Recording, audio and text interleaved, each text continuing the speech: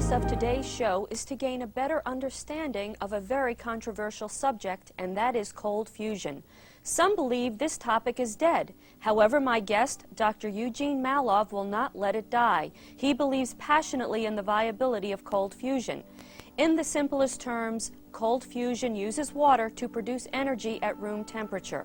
Some things we're going to look at today are why cold fusion has not been embraced by the scientific community, the politics involved, and what the implications would be if cold fusion were proven scientifically. I'm Dr. Eugene Mallove, and I'm the editor-in-chief of Infinite Energy magazine, Cold Fusion and New Energy Technologies. Also, I'm the director of the New Energy Research Laboratory, which is part of Infinite Energy magazine. The actual corporation in the state of New Hampshire, right near Concord, is called Cold Fusion Technology Incorporated. So there was an amazing announcement at the University of Utah in 1989, on March 23rd, just before the Exxon Valdez ran aground, ironically. Doctors Pons and Fleischman at the University of Utah announced that they had a little cell which was using a special form of water that's in all water. It's in fact called heavy water. 1 out of every 6,500 water molecules is heavy. Okay, it has heavy hydrogen in it. And they said, look, we pass a current through this cell, and it has palladium electrode and another electrode, pass electricity through it. They said we get much more heat out of this cell than can be accounted for by any known ordinary chemical reaction. It must be nuclear, and we believe it may be fusion, akin to what is going on inside the stars, but not with lethal radiation. Cold fusion does not produce, in its ideal form, which is essentially what would be in commercial units that we know are going to be produced soon. These units will have no radiation. Okay, and that can be tested for, assured for, and it is basically the cleanest form of energy imaginable, and it is infinite for all practical purposes. What we really had was a threat to the scientific establishment.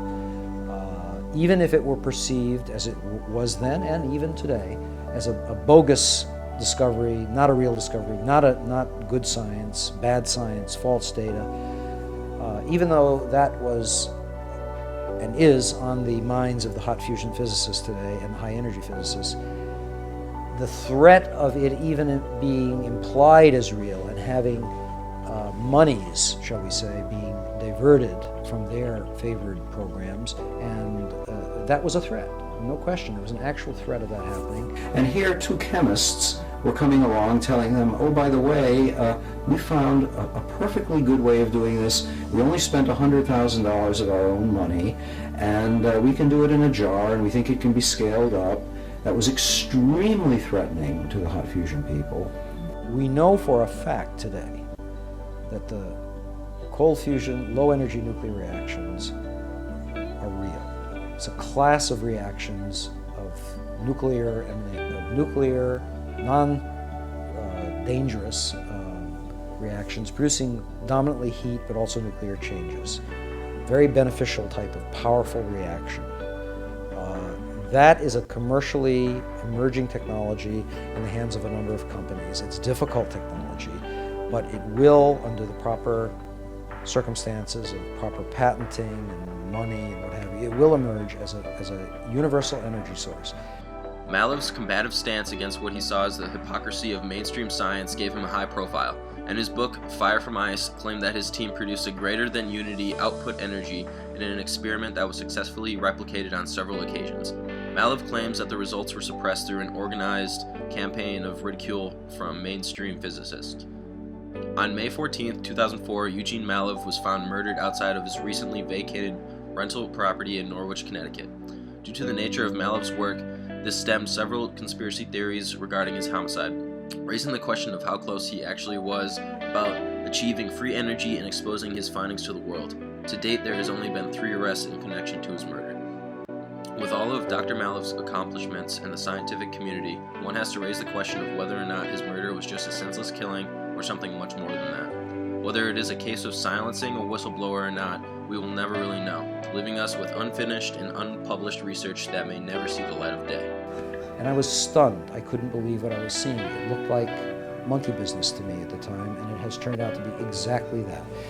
Yes, there is serious criminal activity going on that ultimately must be rooted out if the cold fusion new energy revolution, at least as far as hydrogen energy, that is advanced hydrogen, anomalous physics energy is concerned. Former chief science writer for MIT, engineer Dr. Eugene Mallove has assembled the evidence that takes the illusion out of cold fusion.